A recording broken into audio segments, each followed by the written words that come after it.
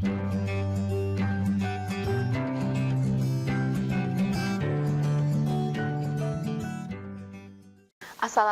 warahmatullahi wabarakatuh. Bertemu kembali dengan saya, Reza Rezdiana, dalam pembelajaran IPA.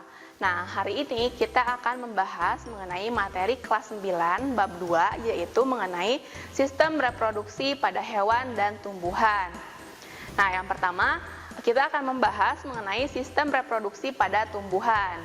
Nah, tumbuhan mengalami cara reproduksi secara vegetatif dan secara generatif. Nah, vegetatif artinya tidak melakukan perkawinan atau tidak terjadi peleburan antara kelamin jantan dan betina.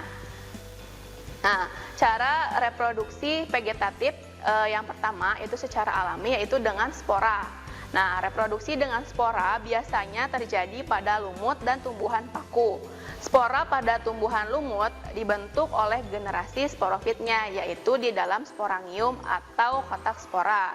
Spora tumbuhan paku dihasilkan oleh daun yang fertil atau disebut sporofil.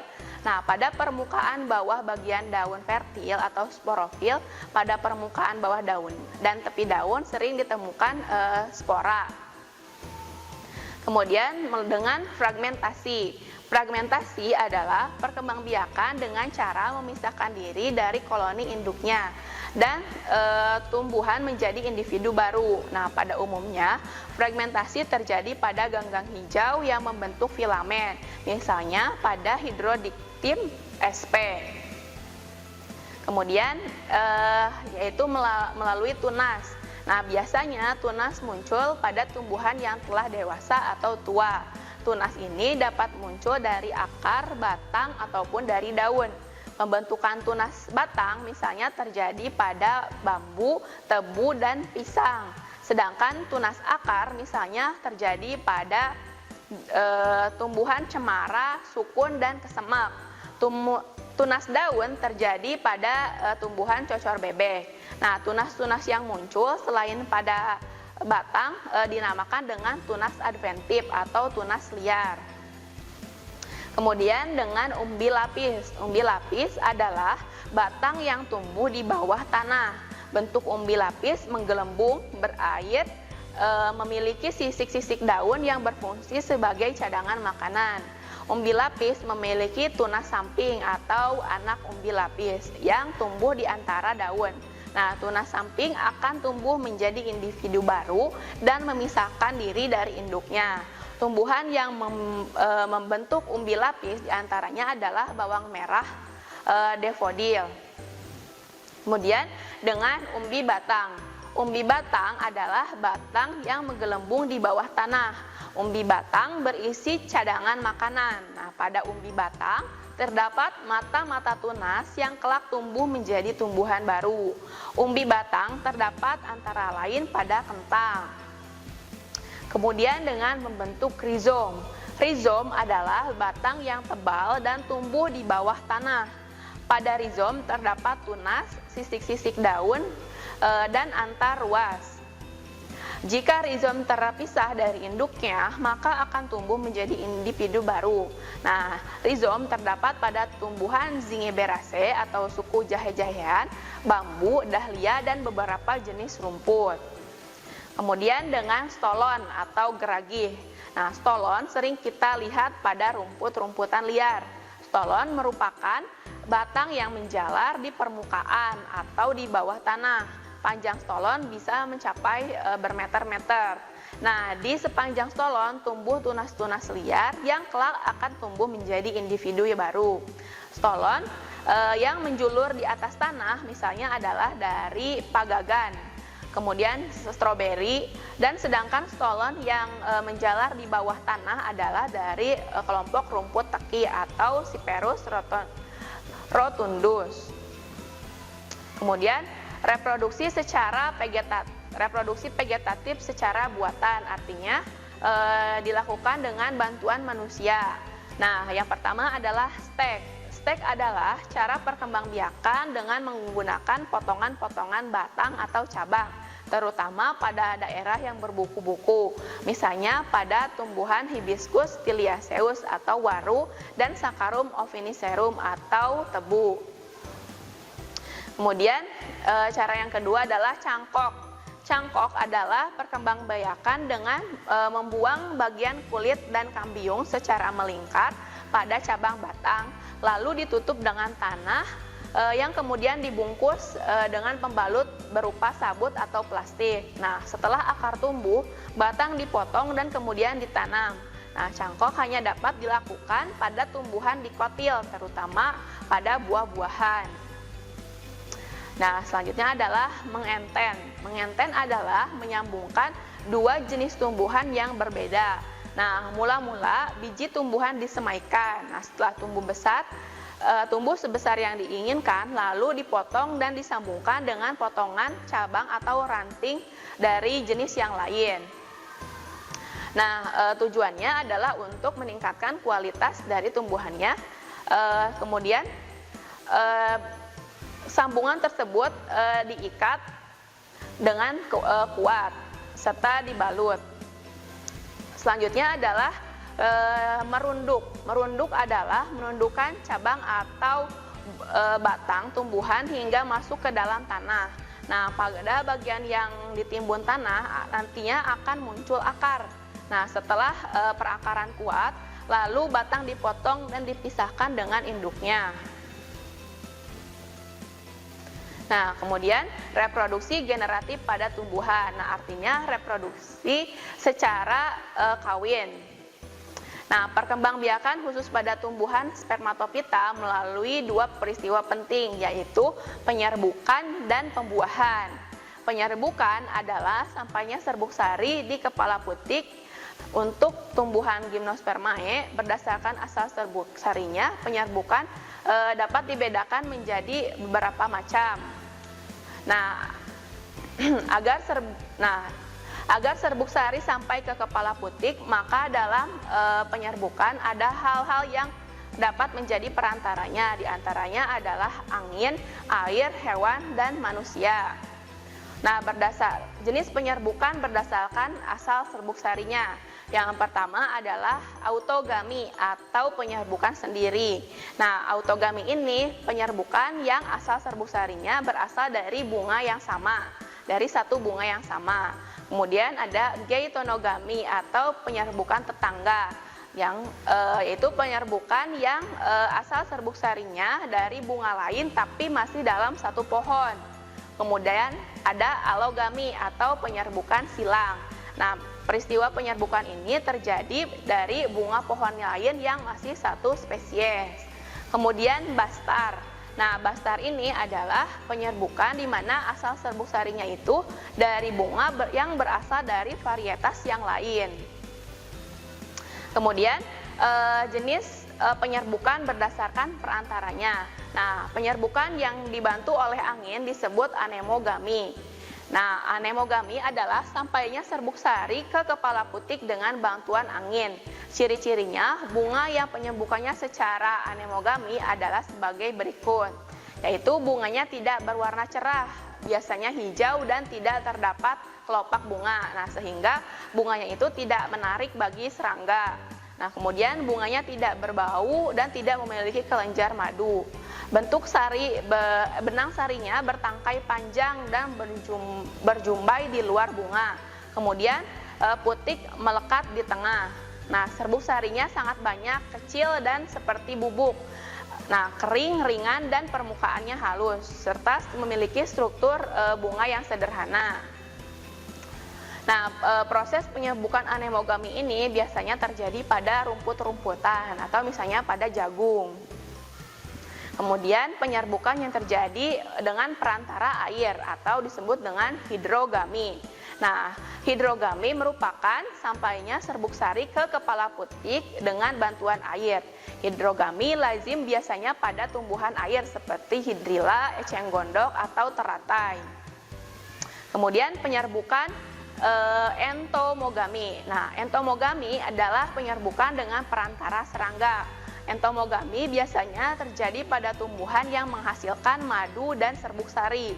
Contohnya serangga yang melakukan penyerbukan ini adalah kupu-kupu, lalat, kumbang, dan lebah. Nah, saat menghisap madu, tubuh serangga tertempel serbuk sari, dan jika serangga beralih ke bunga lain atau menyentuh kepala putik, maka terjadilah penyerbukan.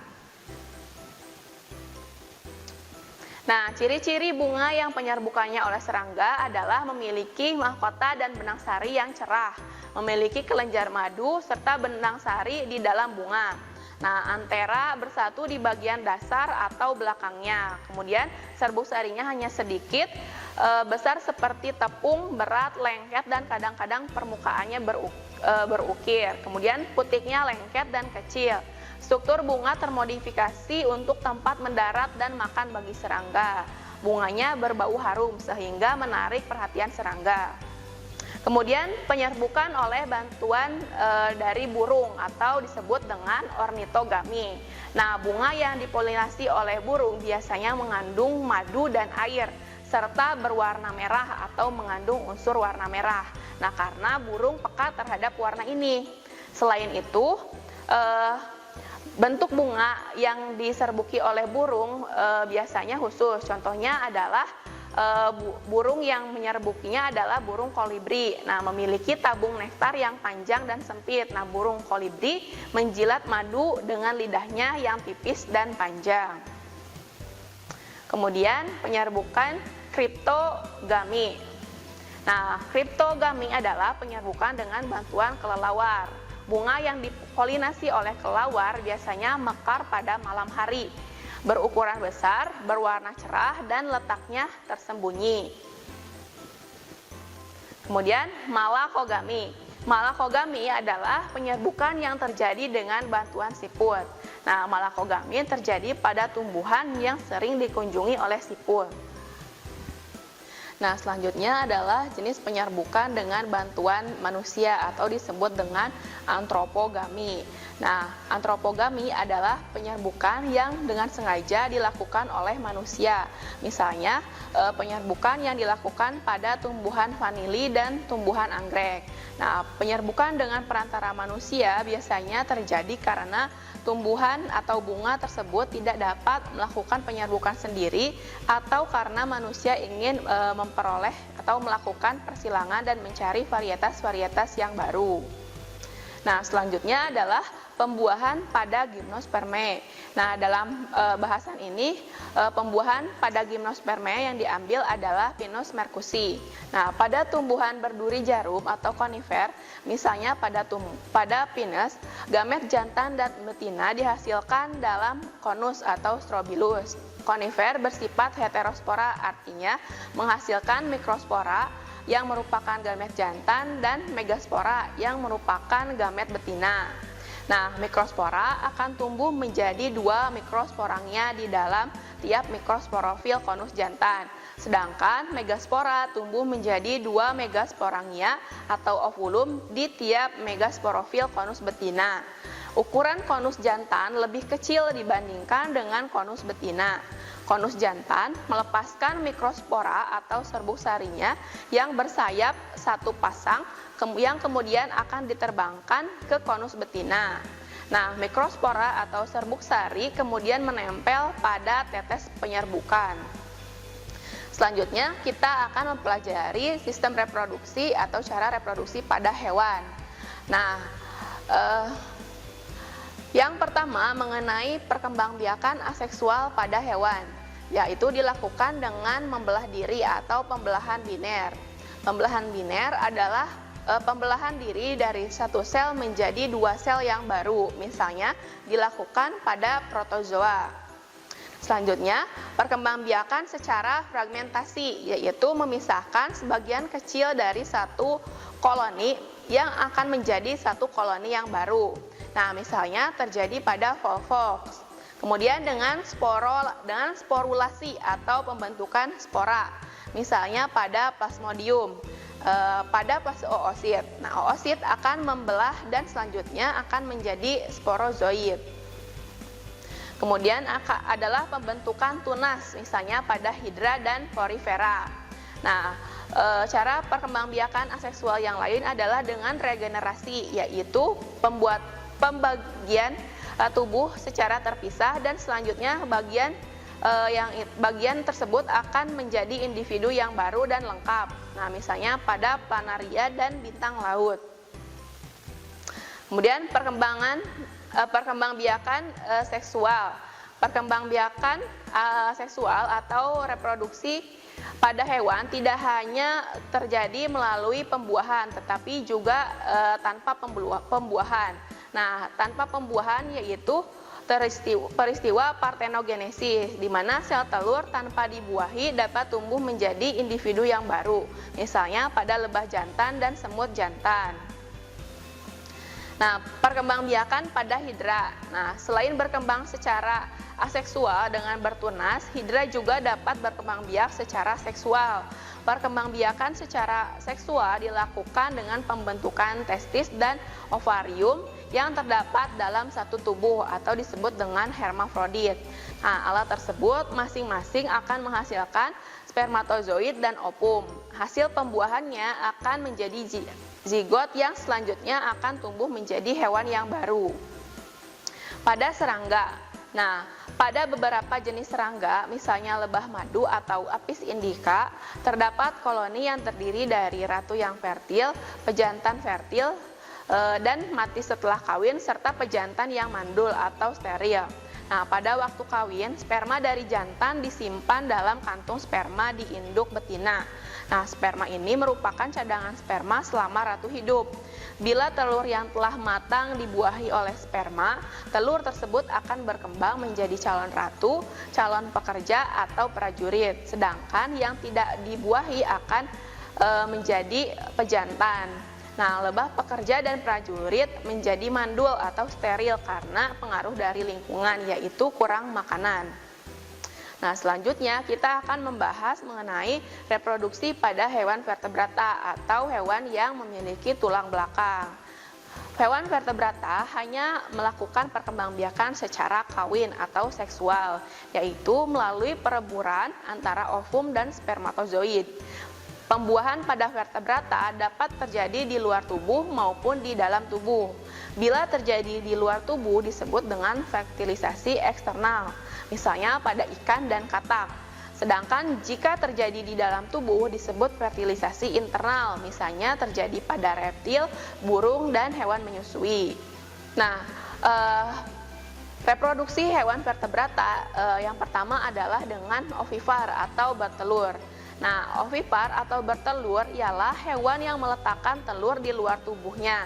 Nah, embrio berkembang di dalam telur dan memperoleh makanan dari cadangan makanan di dalam telur. Nah, hewan yang berkembang biak secara ovipar misalnya adalah ikan, burung, amfibi, dan sebagian dari reptil. Kemudian dengan vivivar atau beranak. Nah, ialah hewan yang melahirkan anaknya. Embrio berkembang di dalam tubuh induknya dan mendapat makanan dari plasenta atau ari-ari induknya. Kemudian, contohnya adalah pada manusia dan hewan-hewan mamalia atau hewan yang menyusui. Nah, sistem reproduksi pada ikan. Nah, ikan termasuk hewan yang ovivar. Nah, ikan tidak mempunyai organ perkawinan. Nah, pembuahan pada ikan terjadi di dalam air, artinya terjadi secara eksternal. Nah, dalam sekali bertelur, ikan mampu menghasilkan ribuan telur yang tidak dilindungi oleh cangkang. Telur yang telah dibuahi selanjutnya, ada yang dibiarkan terapung di atas air, ada juga yang ditempatkan di sarang, atau disimpan di dalam rongga mulut induknya seperti halnya ikan mujair. Kemudian alat atau cara reproduksi pada amfibi. Nah, seperti pada ikan, katak juga bertelur dengan fertilisasi eksternal. Telur yang telah dibuahi akan bergelombol di permukaan air. Setelah 6 hari, telur akan menetas dan menghasilkan berudu atau kecebong. Berudu hidup di dalam air dan bernafas dengan insang. Setelah mengalami metamorfosis selama 1-3 bulan, ia akan berubah menjadi katak. Nah, pada umur 1 tahun, katak telah menjadi dewasa. Kemudian, reproduksi pada reptil. Nah, ada yang meletakkan telur atau ovipar dan ada pula yang bersifat opopivipar. Nah, pembuahan terjadi di dalam tubuh atau fertilisasi internal. Telur dilindungi oleh cangkang. Nah, telur yang dikeluarkan ada yang disembunyikan di pasir, di dalam lumpur, atau ada juga yang dierami. Nah, pada kadal telurnya menetas di dalam tubuh atau bersifat opopivipar. Fertilisasi pada aves itu terjadi pada secara internal dengan kloaka. Nah, semua jenis burung bereproduksi dengan cara bertelur. Ada beberapa yang mengerami telurnya, ada juga yang menyimpannya di dalam lubang. Nah, kemudian lubang ini ditutupi oleh daun-daun. Nah, ada pula yang menyimpan di dalam pasir. Nah, seekor burung sekali musim hanya mampu bertelur beberapa butir saja. Nah, pada burung merpati, sekali musim bertelur hanya mengeluarkan 2 butir telur yang akan menetas menghasilkan burung jantan dan burung betina. Embrio yang berkembang di dalam cangkang mendapat makanan dari cadangan yang tersimpan di dalam telur tersebut. Kemudian reproduksi pada mamalia terjadi fertilisasi secara internal karena telah memiliki organ reproduksi yang sempurna. Nah, pada hewan mamalia ini hewannya semuanya menyusui anaknya dan melahirkan atau disebut dengan vivipar. Nah, telur mamalia kecil mengandung sedikit cadangan makanan. Nah, embrionya mendapat makan dari rahim induknya melalui plasenta. Nah, demikianlah penjelasan mengenai sistem reproduksi pada tumbuhan dan hewan. Nah, terima kasih atas perhatiannya. Sampai bertemu di video pembelajaran berikutnya. Wassalamualaikum warahmatullahi wabarakatuh. Kunjungi sosial media lainnya seperti website kami di pkbmalfata.com, Facebook PKB Malfata Mananjaya, Instagram PKB Malfata Official. Dan terima kasih telah klik video ini. Jangan lupa like, comment, share, and subscribe untuk menunjukkan dukungan kamu terhadap channel ini. Enjoy the video PKB Malfata.